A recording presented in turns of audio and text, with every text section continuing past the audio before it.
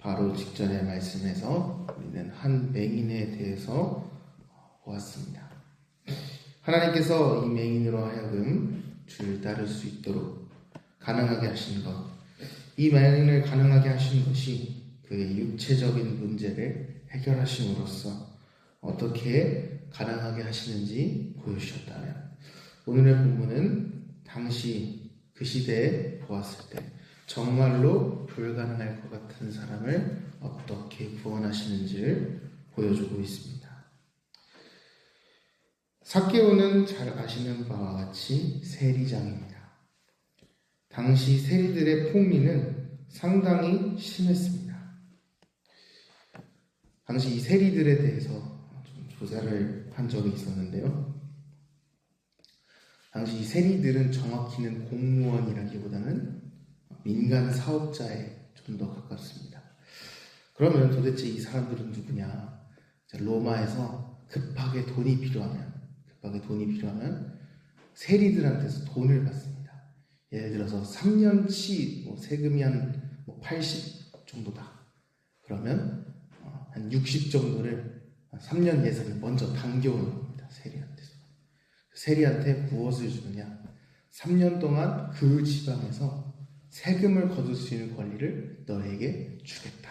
이러는 겁니다. 세리가 정당하게 세금을 걷는다면 80 정도를 걷는 게 정상입니다. 그런데 그런 문제가 있죠. 항상 매년 소출이 같을 수가 있을까요? 만약 중앙 총재 시스템이라면 가뭄이 들었다 싶으면 면세를 잠깐 해준다거나 세금을 낮춘다거나 그런 식으로 할 수 있지만, 말씀드렸다시피 세리들은 민간 사업자에 더 가까웠기 때문에 그런 게 상관이 있었겠습니까? 80 받아야죠. 그런데 여기서 문제가 되는 것은 무엇이냐면, 사실상 얼마를 걷든 문제가 되는 게 쉽게 말해서 그때 당시 기준으로 합법적인 이익이기 때문에 100을 걷어야 되는데 200을 걷어도 문제가 되는 게 없는, 그렇기 때문에 이런 시스템 때문에 당시 여기 이스라엘 사회뿐만 아니고 사실 전 세계 그 로마 지역 모든 지역 내에서 많은 원성을 들었습니다. 특히나 이스라엘에서는 더욱더 미워했죠. 왜냐하면 결국 그 세금이 로마의 것을 걷어간다라는 그 인식이 매우 강했기 때문에. 당연하게도 이 세리들은 이스라엘 사회에서 죄인과도 동등한 혹은 더 못한 취급을 받았습니다. 당연하게도 이 사람들은 이스라엘 사회 안에서 사람과 대화하거나 혹은 함께 식사를 하거나 하는 사교 활동을 하나도 할 수 없었습니다. 이러한 사회적 배경에서 세리를 하는 이유는 오직 돈 하나 때문이었습니다. 더더욱 이 사람들은 악랄하겠죠. 그들은 로마를 위해서 일하는 사람들로 인식이 되었고 민족의 반역자라고 이름 불렸습니다. 그들을 얼마나 싫어했는지 유대 독립운동 세력인 열심당원들의 암살 대상이 되기도 하였습니다. 우리나라도 독립운동 당시 친일파들을 암살하였듯이 당시 유대 독립운동가들도 그렇게 했었습니다. 그들을 향한 악감정은 더욱 컸습니다. 그렇게 당시 유대인들의 생각에 세리들, 심지어 그들의 수장인 세리장은 사탄의 자식과 같은 사람이어서 결코 구원받을 수 없는 사람이었습니다. 아니, 구원받아서는 안 될 사람이었습니다. 어떻게 그와 같은 사람이 하나님의 은혜를 받아 구원을 받는다는 생각을 할 수 있었을까요? 그런 삭개오가 오늘 말씀에 등장합니다. 오늘 2절에서 삭개오를 이렇게 표현하고 있습니다. 삭개오라 이름하는 자가 있으니 세리장이요 또한 부자라. 그는 부자였습니다. 돈이 많았습니다. 그리고 그 돈을 위하여 사는 사람입니다. 그에겐 돈밖에 없죠.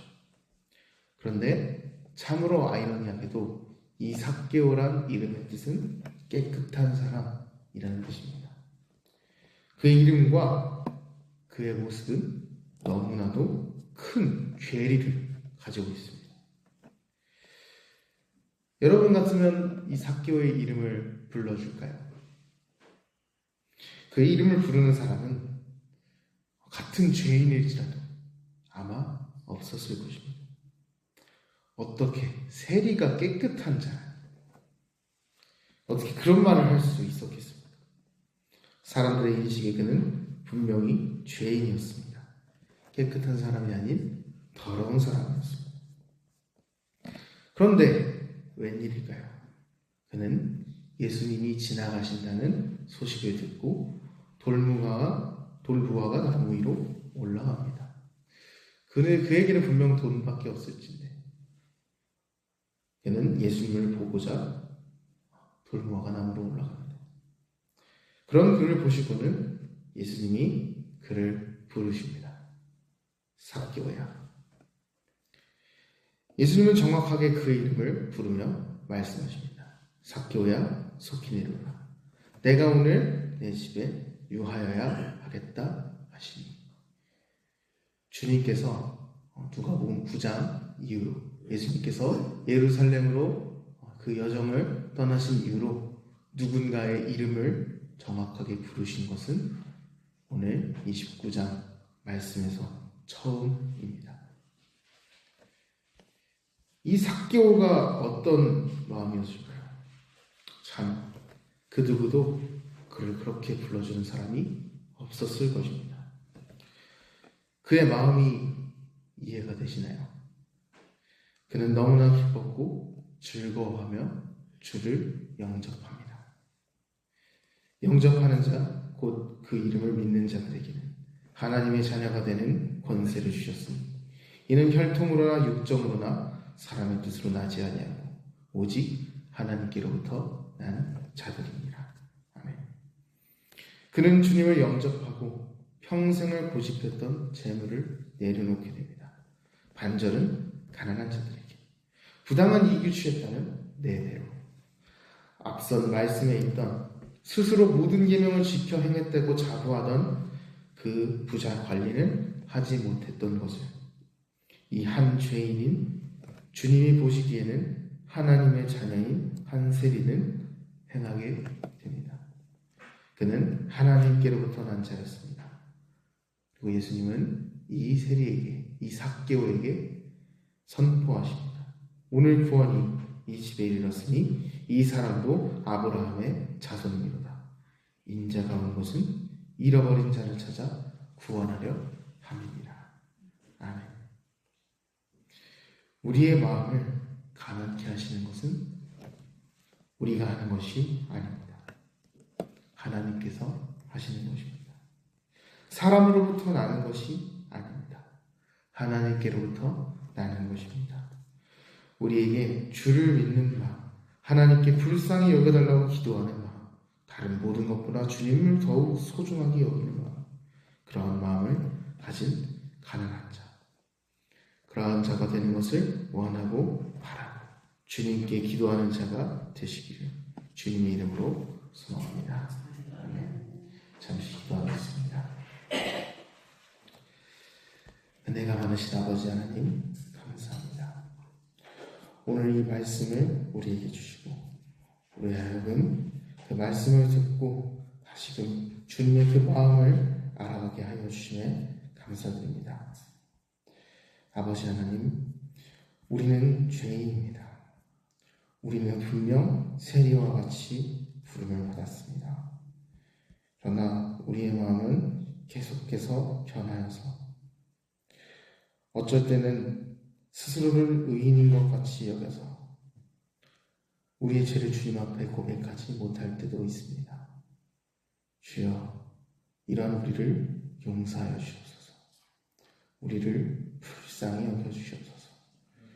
우리로 하여금 가난한 마음을 우리에게 주사 오늘 삭개오에게 불가능한 것을 행하셨던 것처럼 우리의 마음속에도 그 불가능한 일을 행하셔서 주님께 나올 수 있게 그렇게 하여 주시옵소서.